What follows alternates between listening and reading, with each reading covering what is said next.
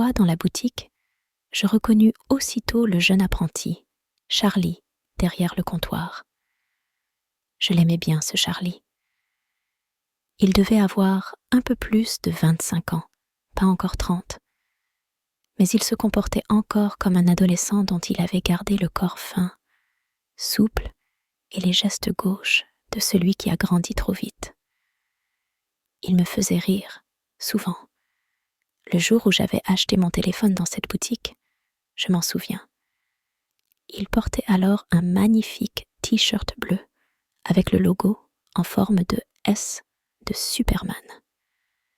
C'était d'autant plus drôle que lui n'était encore qu'un adolescent, plus tout à fait un adolescent, mais pas encore un vrai adulte, et encore moins un vrai homme ou un super homme. Il était resté là, comme bloqué entre deux âges. Il était un peu comme le petit frère de la famille.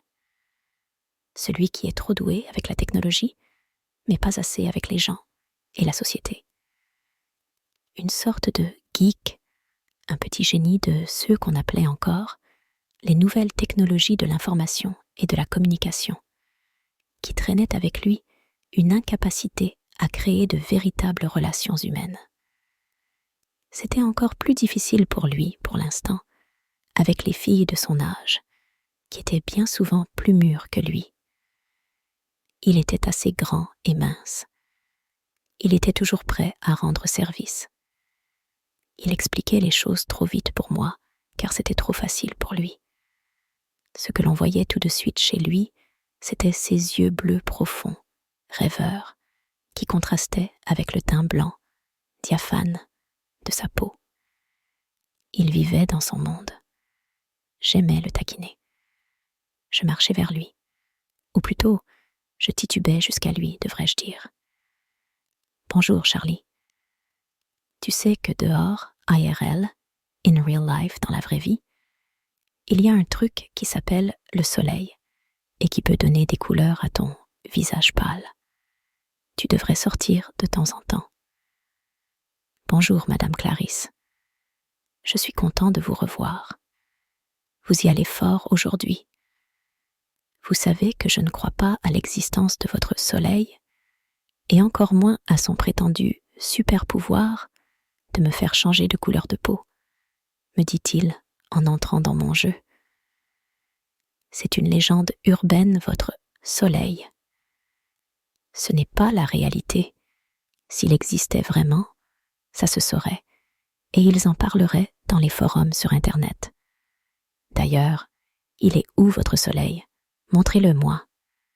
Je jetai un œil par-delà la vitrine. La pluie redoublait. Un point pour toi. Il a disparu depuis peu. Vous voyez, si vous ne pouvez pas me le montrer, c'est qu'il n'existe pas. Alors pourquoi est-ce que j'y croirais? Ce n'est pas comme ça que vous allez me faire sortir dans votre monde du dehors. D'ailleurs, votre teint est plus livide que le mien aujourd'hui. Qu'est-ce qu'il vous arrive? Je ne relevais même pas sa question. Il poursuivit. Excusez-moi, mais sans faire exprès, j'ai entendu les dernières phrases de votre conversation devant la boutique et je n'ai pas cru une seconde à vous. Tout est parfait ainsi. Ne t'inquiète pas, je vais m'en sortir. Lui non plus n'y a pas cru, pensai-je. En m'approchant, je réussis à lire la phrase de son t-shirt du jour. Les jeux vidéo ont ruiné ma vie. C'est pas grave, il me reste encore 2 vies dans ce jeu. Sûrement une blague qui fait rire les geeks. Moi aussi, j'aurais aimé avoir 2 nouvelles vies pour recommencer différemment, pour pouvoir être quelqu'un d'autre, pour ne pas être malade, pour ne pas que ce qui m'arrivait en ce moment m'arrive à moi. Vraiment, je l'aimais bien, ce Charlie. J'avais une grande confiance en lui pour ce qui était de réparer mon smartphone. Mais il ne me serait jamais venu à l'esprit d'en faire mon confident, et encore moins mon psy ou mon docteur. J'ignorais donc à nouveau ces questions que je trouvais trop personnelles. Je n'avais pas envie de lui raconter ma vie, et je me concentrais sur les problèmes liés à mon téléphone pour les lui présenter.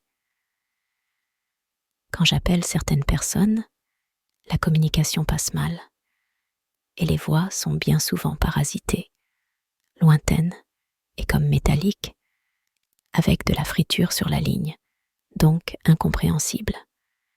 Ça fait surtout cela avec mes parents et mon ex-compagnon. C'est bizarre, non, pensais-je. Et puis, il y a un problème avec la vitre. Est-ce l'usure? Est-ce à force de rayures et de petits coups répétés? La lumière n'est plus la même, et tout, ce qui était si clair auparavant, est devenu flou et illisible. Comme dans mon appartement que je trouvais cosy et lumineux au début, que je trouve sombre maintenant et dans lequel je me sens à l'étroit. Et tu te souviens, tu m'avais installé des applications pour écouter de la musique et m'enregistrer quand je chante, pour faire mes petits arrangements sonores. Je ne trouve plus cette application. En même temps, c'est surtout le temps et la motivation que je ne trouve plus pour écouter de la musique et pour chanter. Charlie avait secoué un peu la tête, comme s'il se souvenait. Il avait aussi saisi son calepin et un crayon, devinant sans doute que ma liste de doléances allait être longue. Comme encouragé, je continuai donc. Tu vas te moquer de moi, mais le petit compagnon virtuel, installé soi-disant pour mon fils, c'est moi qui joue avec, le nourris chaque jour, le promène et qui en prend soin. Mais le plus dingue, c'est que je me surprends à lui parler parfois. Lui, au moins, il m'écoute. Faudrait peut-être que je pense à prendre un chien, comme le chien roux devant la boutique. Tiens, et si tu pouvais aussi désinstaller l'application de réseau social? Je sais désormais que je n'y ai pas de vrais amis, qui sont donc mes vrais amis aujourd'hui. J'étais lancée maintenant. J'avais envie de changer et d'améliorer beaucoup d'autres choses sur ce téléphone. Et puis, depuis que je suis séparée de Pierre, sur les conseils d'une amie, je me suis inscrite sur une application de dating. Ne te moque pas de moi. Tu devrais plutôt essayer toi aussi. Ça te ferait du bien de rencontrer quelqu'un. Mais peux-tu voir s'il y a moyen de désactiver les notifications ininterrompues de cette application? Elle est devenue comme folle. Elle me signale la présence gourmande de tous les mâles des alentours. Ça vibre de partout tout le temps. Même s'il ne se passe jamais rien d'excitant et de vivifiant en vrai dans ma vie sur ce plan. Et pour mon fils, si tu pouvais installer un contrôle parental efficace. Je ne veux pas qu'il aille voir n'importe quoi sur mon téléphone. Tu crois que l'on peut protéger l'enfance par un simple mot de passe? Charlie avait ouvert la bouche pour me répondre. Je ne lui en laissais pas le temps. J'avais d'autres problèmes à lui relater pour qu'il les résolve tous. Comme par magie. Profitant, s'il te plaît, pour enlever ces jeux chronophages que j'avais installés ici et là. Marre de ces échappatoires qui me permettent d'oublier mes soucis quelques instants, mais jamais de les résoudre. Suis-je dopée à la dopamine, l'hormone du plaisir, à chaque coup réussi, à chaque niveau passé, à chaque score dépassé? Rien de mieux à me mettre sous la dent que cette ersatz de satisfaction. Et puis, cette coque de protection est trop lourde, trop encombrante. Elle est censée me protéger, elle m'encombre, m'empêche d'utiliser le téléphone comme je voudrais, m'empêche de me sentir libre. Je me sens tout engoncée de partout. En plus, il n'y a plus de place pour rien ajouter. Cela déborde de souvenirs, de photos, d'applications inutiles, de messages. Cela dévore ma mémoire et mes ressources. Tu peux y faire le ménage.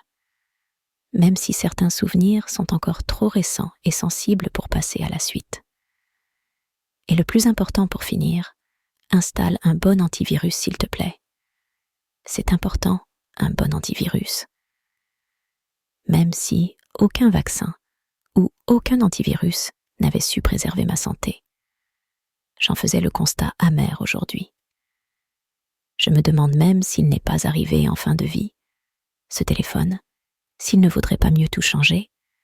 Tu en penses quoi? Levant les yeux vers lui, je découvris la tête éberluée de Charlie qui avait pris des notes tant bien que mal.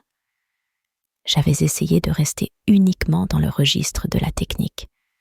Mais était-il possible que Charlie ait cependant deviné des pans entiers de ma vie privée, juste en posant un simple diagnostic sur mon téléphone? Je m'excusais de ma liste trop longue. Pour détourner l'attention, je m'enquis auprès de lui de savoir si mon maquillage n'avait pas trop coulé à cause des gouttelettes de pluie de tout à l'heure. Je remis de l'ordre dans ma chevelure. Que pouvait-il penser de moi?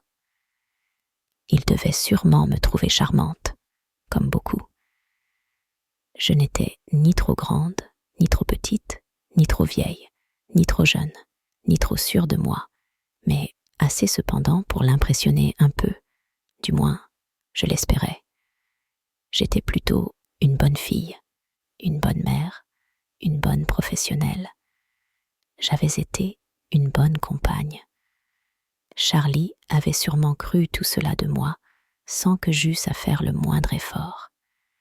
Qu'il me crût sincèrement et presque spontanément de la sorte m'avait tout de suite rassurée, dès notre première rencontre, et mise en confiance avec lui. Il faut croire que l'opinion d'un jeune vendeur dans une boutique quelconque avait encore de l'importance pour moi à l'époque. Il faut croire que je me souciais encore beaucoup de ce que tout un chacun pensait de moi.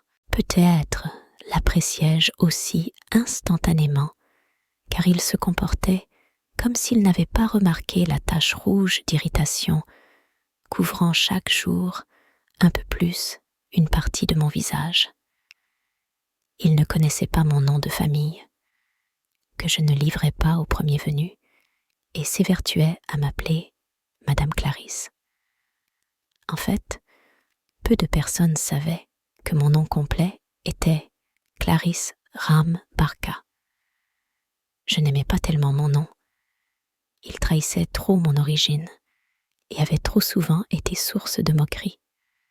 Mon père m'avait bien expliqué qu'en arabe, la baraka, ça voulait dire la chance. Mais lui et moi étions toujours passés à côté. À l'école primaire et au collège, déjà j'étais surnommée la rameuse. Chaque année, il y avait toujours un petit malin qui se croyait intelligent et unique en réinventant continuellement la même raillerie. Clarisse Ram, Clarisse Ram, Clarisse Ram Barca, Clarisse Ram dans sa barque. Pff, la galère. Je vais voir ce que je peux faire, Madame Clarisse. Laissez-moi votre téléphone ce soir et venez le chercher demain à la même heure, avant la fermeture. Il est trop tard ce soir. Le patron va arriver et nous allons fermer la boutique. Tout sera prêt demain soir, je vous le promets. Mais comment vais-je faire sans téléphone pendant 24 heures, moi? J'en ai besoin. Il ouvrit le tiroir du comptoir et en extirpa un modèle de téléphone antédiluvien. Tenez, je vous laisse un téléphone de dépannage. J'ai juste à mettre votre puce dans celui-ci et vous pourrez le prendre. Il s'exécuta promptement, avec dextérité et avec l'envie d'en finir rapidement pour fermer la boutique, comme s'il avait eu une vie trépidante qui l'attendait en dehors du magasin. On entendait au loin les grommellements du patron dans l'arrière-boutique. Je pris le téléphone de substitution. Je jetai un regard désinvolte sur l'objet obsolète et me dis qu'au moins, il m'indiquerait l'heure. J'insistai un peu et le remerciai de faire au mieux et le plus rapidement possible. Je m'excusai encore de m'être quelque peu épanché. Il fit comme si de rien n'était et m'escorta précautionneusement vers la sortie. Je fus rapidement dehors devant la boutique et j'entendis la lourde grille métallique se refermer derrière moi. C'est à cet instant précis, dans la rue, devant la boutique, que je reçus mon premier message. Expéditeur inconnu. Est-ce que c'est bien toi? Peux-tu me dire où tu es? Répond SVP.